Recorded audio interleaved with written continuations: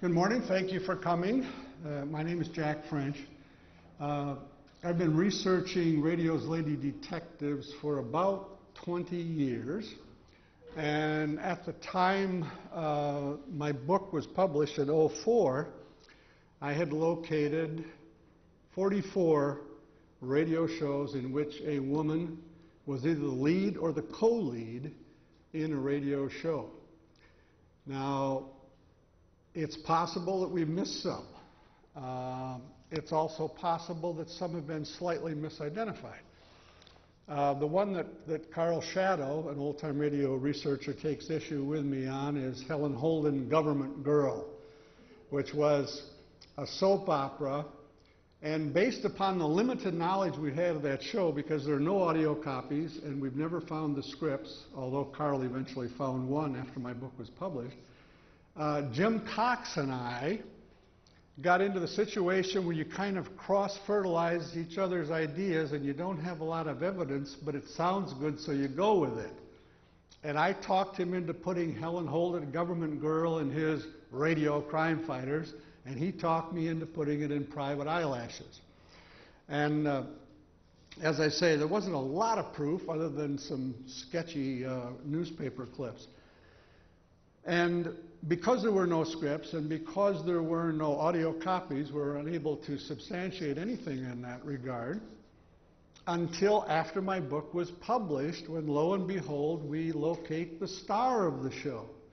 I had assumed that since this was a World War II show and it was produced in Washington, D.C., that nothing would survive from Helen Holden, Government Girl. But a friend of mine on the Washington Post wrote a column about Helen Holden, and he gets a call from a Library of Congress clerk who says, my aunt, Nancy Ordway, was the lead in that show. And he said, well, is she still alive? He said, of course. She's 89 years old, and she's as alert as you or I. In fact, she's the director of the Key West Harbor Museum. Give her a call, you know. So the reporter called her and verified that she was indeed very much on the ball. And I called her, and after we chatted a while, I said, now, is there any chance you've got either any scripts or any audio copies of your show? And she said, no, I don't have anything from that show, and I'd love to have it because my grandchildren are very interested in that. So John Kelly gave her a nice publicity column in the Washington Post. She sent him a current photograph. I had furnished the 1941 photograph we had of her from Mutual, and everything was dandy. And this was in the fall of 2004. And then in early 2005, Carl Shadow finds one script, the audition script for Helen Holden at the Library of Congress. And for some reason, they let him make a copy of that. And of course, almost no museums or archives will let you make copies of anything. So I called Nancy Ordway in Key West to tell her the good news, and the phone was disconnected. And I thought, well, you know, they had a couple of early hurricanes that year. So I wrote her a letter and said, hi, it's me again, and I've got the script for you. And no response to the letter. And then a month after that, I get a call from her son, and he said, Mom died 3 months ago. And he said, but I read your letter, and I really appreciate your efforts. Would you please send me the script, and I will make copies of it and give it to the grandkids, which we did. At any rate, of these 44 radio lady detectives, roughly half of them operated on their own. They were solo. They ran their own agency. They were a lawyer, a policewoman, a private detective, etc. Another half, roughly 24 of them, were part of a team. 7, of course, were part of a married couple. And the remainder were actively engaged as genuine crime fighters with helping their boss. Now, I used the screening process of if they were significantly helpful in any crime scene investigation of their boss, they got in. If they didn't, we eliminated them. And that would be some people you hate to lose, like Nikki Porter and Ellery Queen, whose main function is to stand around and say, gosh, Ellery, how'd you figure that out?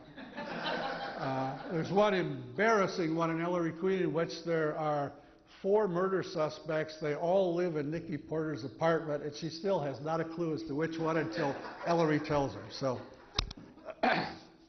now, actually, female detectives predate most of the biggies in the male side of it. We have 2 female detectives, Irene Delaroy and Maureen Ravelli, coming out of a syndicated series from Transco in 1932, which is long before Dick Tracy or Sam Spade or Nick Carter or anybody else reached the airwaves. Now, many of these early sleuths were soap operas. Carolyn Day Detective, whom we've never successfully placed in time, but syndicated show probably about mid-30s. Then a soap opera, Kitty Keene Detective, which started in 1937 era. And about that same time, Philco Detective. Philco Detective was sponsored by, obviously, Philco. And they were very, very generous in the prizes awarded at the end of each show, which makes it frustrating to us now listening to that show because we never know exactly how she figured it out. In other words, they will sketch the clues in briefly, but at the time, the listeners were supposed to run to their Philco dealer, get the booklet, fill out the clues that they determined from the broadcast, and mail it in. And the prizes were very generous. I mean, this was just after the Depression era, and they were giving out $5,000 to the first place winner on a weekly basis for this show. So Philco was spending big bucks on it. Clayton Bud Collier, who about that same time was looking forward maybe to his dual role as Superman Clark Kent, played the lead male in it, who was, of course, subservient to Philco, his girlfriend. And at the time my book was published, we had no idea who that was. And a year after my book was published, some radio researchers going to work on ProQuest managed to identify her for me and for you, and it's Peggy Allenby, who is probably as well known in television as she was in radio, and she had a starring role in TV soap operas when she died in the mid-60s. One of the more unusual crime fighters was Marlene Dietrich. And this was a show in which she got into it because her movies were starting to topple at the box office. They wouldn't pay her what she expected to be paid to go before the cameras. She refused to go on television because she said, no, they will see me for free. Cannot do that. Somehow it didn't seem the same on radio. They could hear her for free. That was okay. So she was totally in charge of this production. It was called Time for Love. And she hired the writers, she hired the directors, and CBS just kind of stood around and said, please get these shows in on time and whatever, because it was a weekly series and she would prefer to work practically nothing during the week and then maybe on Saturday record 3 shows in a row or whatnot. So over the year and a half the show was on the air, she recorded a total of 58 episodes. And it was a show in which she played a lightly veiled persona of her own, in that she was her cover story was she was a nightclub singer named Diane LaVolte. And Diane LaVolte would go around, and no matter what exotic location she was in the world, something terrible would happen: a kidnapping, an assassination, a bombing of the Capitol, gun smuggling, and she would race in and solve the case and then disappear and go on to her next nightclub engagement. And so she would sing in each half-hour show at least one song, maybe 2. And if there were 2, she would alternate. One would be in English, one would be in German. C-O-M.